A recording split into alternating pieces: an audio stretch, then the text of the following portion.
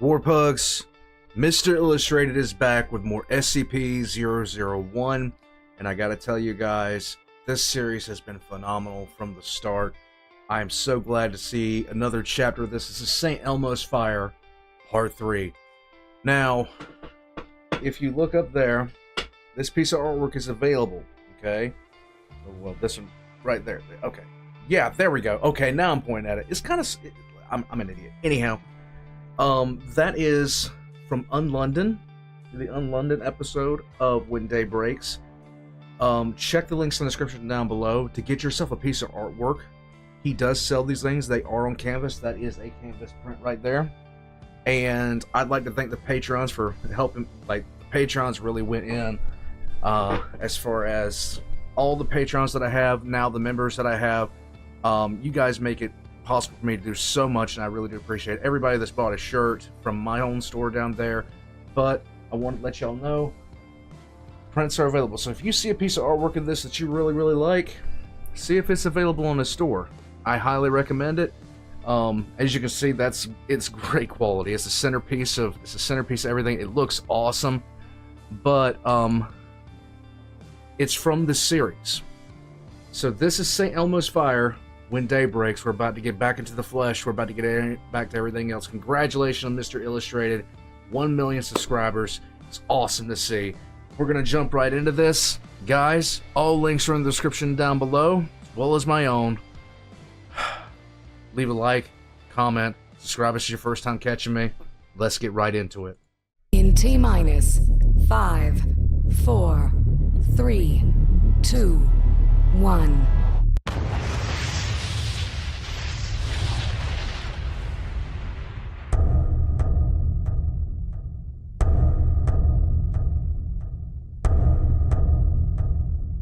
Right. Sink it down!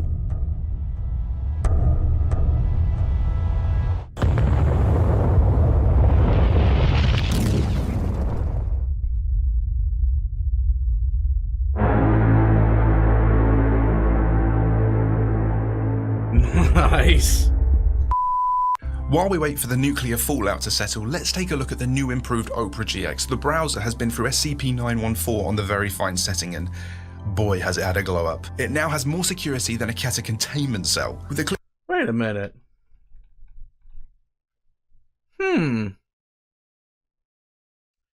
I see something familiar. With a click of a button, you can give those ads the boot and say goodbye to them for good. You can have your own MTF going dark moment and activate dark mode. Or, if you want to vanish from view completely, activate the built-in VPN and like an SCP cleanup crew, you're gone. You were never there. Bland dull browsers are out, and Opera GX with its 600 plus different mods are in. You could pick the SCP one on its own, or go nuts. You can get a Horror 1, Stalker, Dying Light, Dead by Daylight, Day 1, or even The Last of Us. And then you can pick and choose different elements you want via the interface tool in the mod settings. Nice. Now, I've got this Day 1 theme, but I've combined it with the live horror mod wallpaper and selected the background music from The Last of Us mod because that's my favourite game. You've also got keyboard sounds, tab opening and closing sounds, splash screens, customizable fonts, stickers. You can change the desktop icon. You can even add some shaders if you want. Nice. This one adds a creepy horror themed filter. Ooh. And every single one of these things can be changed, customized and shared between mods. Now, you might be worried like I was about, moving all your old bookmarks, your history, your cookies. Don't fret. You can move them all with the quick import feature. Just go to the settings, bookmarks, import, select your browser and what you want to import, and there they all are. Job done. You see how quick that was? There And you for go. all my fellow gamers, Opera GX now has a nifty feature called GX Control, where you can limit how much RAM, CPU, and even the internet bandwidth the browser can use to avoid those pesky FPS drops and stay on top. You can Nice. link all your favourite social media sites, and it's even got AI support. There's just so much more than I can squeeze into this segment, so run like 096 to get Opera GX today and take your browsing experience from bleak to peak. Nice. Nice. My name is Jeremiah Sumerian. In another life, I was an ethics committee liaison for the SCP Foundation. I grew up in Alabama. My parents tried their best, but were very flawed people. They're melted now. I worked with brilliant people. They're probably dead. I made it my life's work to decide when the worst monsters to ever exist deserved mercy. I tried to be kind. I drank. I drank a lot. I'm slow to anger, but also slow to forgive. I am not a good man. A month ago, a monster threw me into a basement and shielded me from the nuclear blast. There are supplies and there are books down here, but I have a job to do. I need to save the world. This is Ranger Way Station 13, calling any survivors of the nuclear bombings. Please respond. Jeremiah Cimmerian put the radio down and walked over to the food shelves. He worked a fingernail through the plastic wrapping and withdrew a can of peaches and ravioli and opened them both.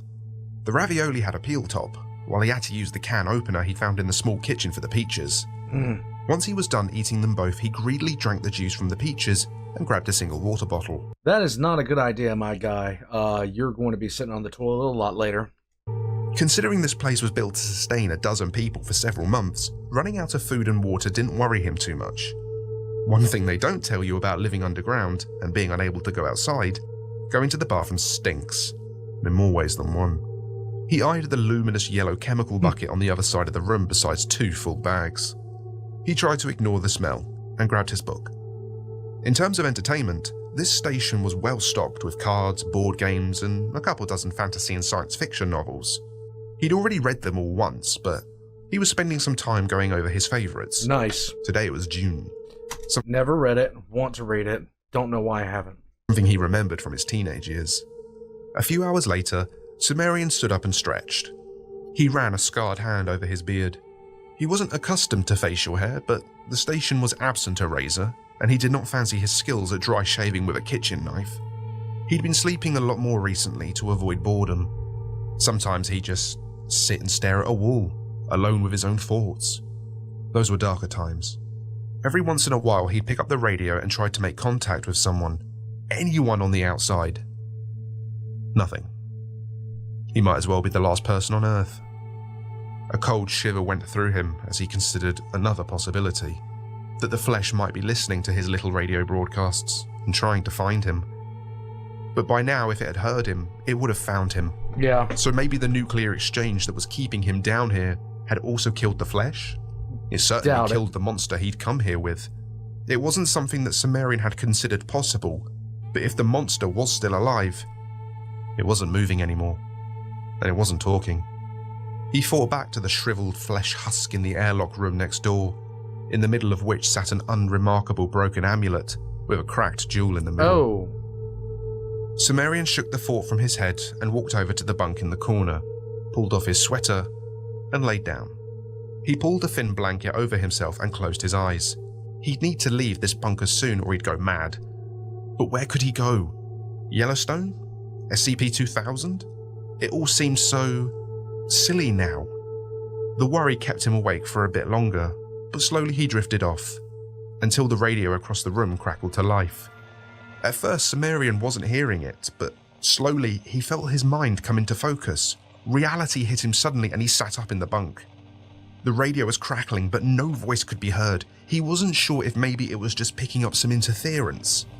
He wasn't eager to get up and turn it off at the moment, but he could handle that if he had to.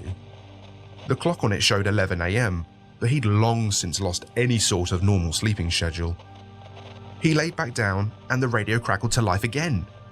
This time he was sure he'd heard a voice. He nearly fell out of the bunk as he got up and stumbled over to the radio. The concept of being isolated this long without any form of human contact, it would do things to your head. It would do things to your head, but the second that you heard the first human voice, you wouldn't care who it came from. Hello? This is Jeremiah Cimmerian. Is someone there? Silence again. Minutes passed. The slow, low buzzing sound caused by the radiation from above had subsided considerably since the first few days after the missiles, but was still present. The radio crackled once more. Hello? Yay! It was quiet. It was nearly covered by interference, but he heard it clearly. A woman was trying to get his attention. I'm here! I'm Sig. I've heard your previous broadcasts. Hey, Sig. I'm Jeremiah. It's a fucking joy to hear someone else's voice. Yeah, I heard some of your previous broadcasts. What's the SCP Foundation? Do you have some time? I think so. I'm stuck underground, like you. Then I got a story for you. Yay! Sumerian started by telling the woman more about himself. It was certainly his favourite topic after all. Nice. Then he went to explaining amnestics and the SCP Foundation. He talked about his place in it and how it hadn't meant a damn thing when the world ended for real. The woman on the other end seemed interested, but only spoke a little from time to time. After a couple of hours, he realised he'd been talking for at least 5 or 10 minutes straight with no response and stopped. You still there? Yeah, I'm still here. Sorry. It's a lot to take in all at once. Yeah, I know. Sorry. I'm jabbering away. Just haven't had anyone to talk to in a month. Yeah, me either. Something bad happened above ground, and I can't get the doors to open. Oh. You don't know? It was a nuclear exchange. It's not safe up there. Yeah. Oh. Okay. Wait, you said the doors won't open? Where are you? I don't know exactly. I woke up down here, and the power is out. Sumerian tilted his head. Okay, so if you're where I think you are, it's possible the only way to get some She's of those doors open is inside. to be on the outside. What do you remember from before you woke up? Nothing. Damn. All right. Okay. Well, whatever your deal is, I think it's high time your containment came to an end. Let's start planning your big escape, because we can use all the help we can get up here. Sigarus had picked up her name from a document laying on a table next to her bed in the room she'd woken up in. Other than that, she didn't remember much at all. Oh boy. She felt like she'd been laying there for a really long time, but all her muscles felt strong. Maybe that was why she was special. It didn't matter. She was alive. At first she was scared Oh boy. and a little lonely. But it seemed that this site, whatever it was extremely secure. The power was running on backups, but she imagined that this place was important enough for those to last quite a while. Oh boy. She passed a room labelled hydrothermal power plant once, a week or two back, but she hadn't thought to investigate it at the time. This place was a maze of corridors and open rooms. Her favourite was certainly the cafeteria. She'd filled up on ice cream the first night. It made her sick. The second night she tried some canned spaghetti that was less tasty, but still quite filling. She liked to think that ice cream and spaghetti were her favourite foods now, but that might just be because she couldn't remember anything else. Soon she started to worry. People had to have been here at one point, but now she walked through empty halls. One time, she thought she'd seen someone dead in the corner, but it was just a coat and a hat hanging from a hook. Yay. She took a grey sweater from the hook for herself. Hours turned into days, days turned into weeks, and she began to feel a bit lonely. She wasn't sure she remembered anyone ever. This is a reality bender that they have kept sedated. I do honestly believe, if I'm remembering her number correctly, she can do pretty much anything, but they've kept her sedated. But she knew what loneliness was. She passed the days reading and napping in the site library.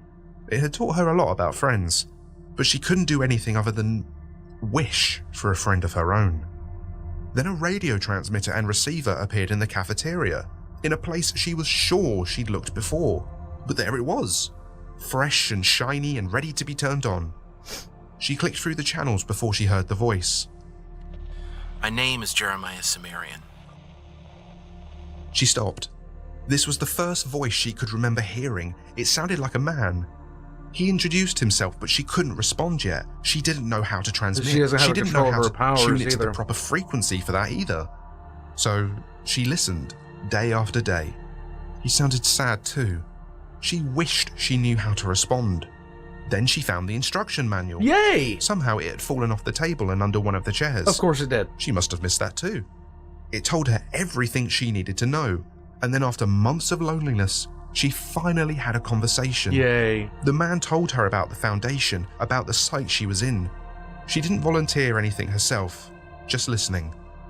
One thing that stuck out was the amnestics. Drugs to make you forget. That must have been why she didn't remember anything before waking up. She needed to sit with that information for a bit. So the two said their goodbyes and she went to take a nap. Well, boy. Before she fell asleep, she kind of wished that this Dr. Sumerian fellow was closer so he could help her escape faster. After that, she was dreaming. Sumerian was excited. He was thrilled even. Someone else was alive out there.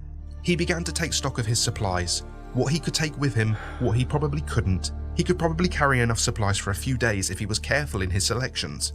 It had been months now, long enough for him to survive out there again. He would have absolutely no reason to know that she had woken up.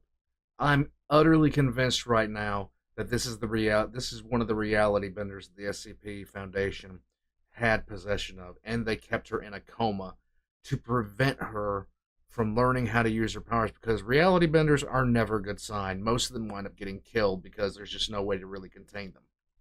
If the forest fires were still burning, he'd never be able to escape this place, so they either are out already or they're close to it. The fact that he hadn't already choked to death in this basement was saying something, and the fact that he hadn't run out of air filters said something else. So he was actually pretty optimistic, given that he was about to venture into a hellscape wasteland populated by flesh monsters, inundated with radiation, and where the sun itself was the enemy. Hooray! Maybe it was best not to think about that. He bundled himself up with his old clothing, added a few bits, and opened the door from the main living quarters into the airlock section. He passed the remnants of his former companion, walked up the steps, and opened the hatch to the surface. The wind was howling. The fires were mostly out, bar a few smouldering ones. He was glad that his mouth was covered by cloth, because otherwise he'd certainly have a hard time breathing up here. The mountainous terrain was covered by thick ash, charred tree stumps leaning at awkward angles, and burnt sludge. Likely the remains of the sun's flesh monsters. Deep fried.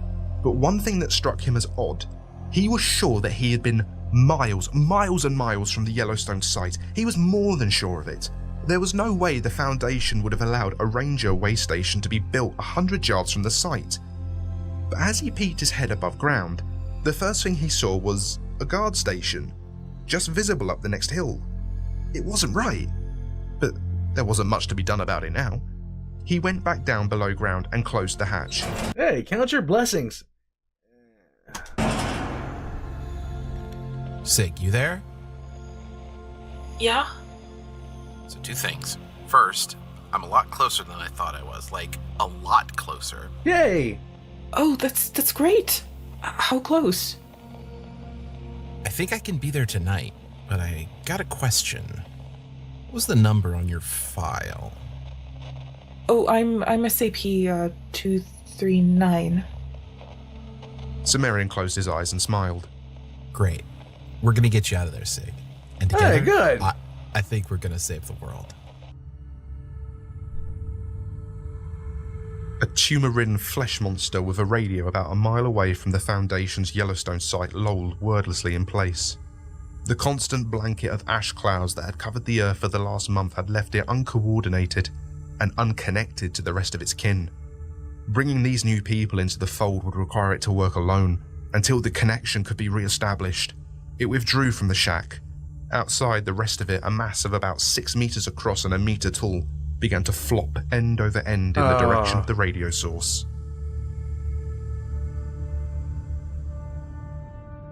Sumerian closed his eyes. He took a deep breath, and he just went. The hatch flung open, sending ash and dust in all directions. He closed it again, in case he or someone else would need it as a shelter in the future, and he broke into a full sprint. Hundreds of inert, burnt black tree trunks stood like broken matchsticks. Some fallen, some still standing. Just.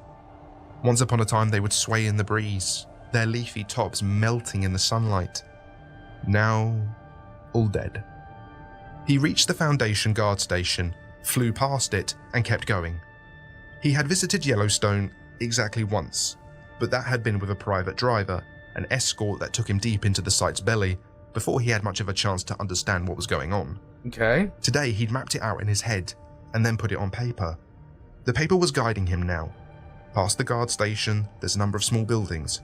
He clocked the third one on the left as his target and kept going. He opened the heavily damaged door and was quickly inside. Inside was blood and gore. Something had broken through into this room and slaughtered everyone inside, but he could see the bloody drag marks on the ground where the victims had been pulled outside. One set of bloody handprints turned into scratches. At least one person had been alive when they were dragged out, and they had tried to resist. He imagined, though, that none of the people in this room when it happened had access to the site underneath the cabin. He walked over into the cabin's fireplace and pulled out one of the pokers. He stuck his arm into and up the chimney before finding the button with a satisfying click. Then a bookshelf across the room rumbled slightly, revealing a metal elevator door and a keypad next to it. He walked over and the keypad was flashing. Sumerian punched in his authorization code. The elevator doors dinged open. He stepped inside and pressed the button for the basement one. The buttons went all the way down to -13, but he'd take his time exploring what was left of the site, he decided. Okay. As the elevator doors closed, the battered door he'd entered the cabin through burst open. Sumerian pressed the close button repeatedly, but it did not close any faster. A flesh monster rolled into the room and began to quickly flip end over end in his direction. He could see it, all flesh and eyes and teeth and hair, and quickly closing in on his position, a look of panic and desperation and anger on its slotting face. And then the doors were closed. A loud bang was the last bit of it he heard before the elevator began to descend. The banging continued above him, and he found it concerning, but not terribly so. If the flesh was able to get through those doors, it would have done it long ago. What did bother him is that, as far as he knew, that was the only exit out of here. The flesh monster above had been fortunate. A sliver of sunlight broke through the clouds on its way over here. What little deformed remnants of the flesh that remained now knew where he was. It knew that there was untainted meat in this place, and it was coming. From miles around, diminished though it was, it could not rest until these people became one with the flesh, one with the sun, one with it all. The elevator dinged and the doors opened. Sigurus stood in front of the elevator as this happened. The man inside looked less like a man and more like a bundle of dirty clothing. A dirty brown blanket covered him, and his eyes were all that she could see, and they seemed excited. A voice came from beneath the cloth. I think I let a monster here. I don't know how. The man stepped out of the elevator, dropped his blanket and hood, and lowered his face coverings. Sigurus frowned. The flesh monsters you were telling me about, will they go away? I don't think so. We might be stuck down here for a long time. Sig wasn't sure she liked the sound of that. She tilted her head. She really wished there was a way to get out of here. There was a sound suddenly, like thick bubbling tar coming from behind her. She turned to see a dark portal opening up in the wall. The strangest group of people stepped out of it. An old man with torn clothes and scarred, oily black skin. A woman in rags, her face hidden. Another woman Sumerian didn't recognize, sporting a violet cloak. And finally, and most surprising of all, a suited man complete with a top hat and a bandaged face and holding the handle of a large gold sword. Yay! The woman that Sumerian didn't recognize spoke up. Sorry to pop in unannounced. I'm Kira North, and we're here to save the world. I'm from the government and I'm here to help. Sorry, that sounded better in my head. And that concludes the next part of When Day Breaks. Be sure to leave a like and subscribe if you made it this far. Big thanks to Sumerian for writing and voicing in this one, as well as Tash and Lumi. Send me a tip on Ko-Fi, big up the patrons, and special thanks to Viga, Zehex, and Andre Bashert.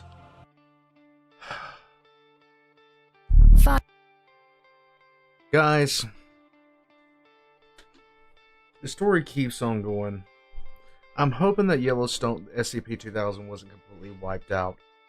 I'm hoping that didn't happen, because that's the only real way to restore the time, restore everything to its actual, well, once they figure out what's going on with the sun, honestly. It's the only way to really restore everything. Get things back to the way it was. The sheer fact of the matter is, what an unlikely group of people. But with the reality bender there, now things take a turn and things can actually get done.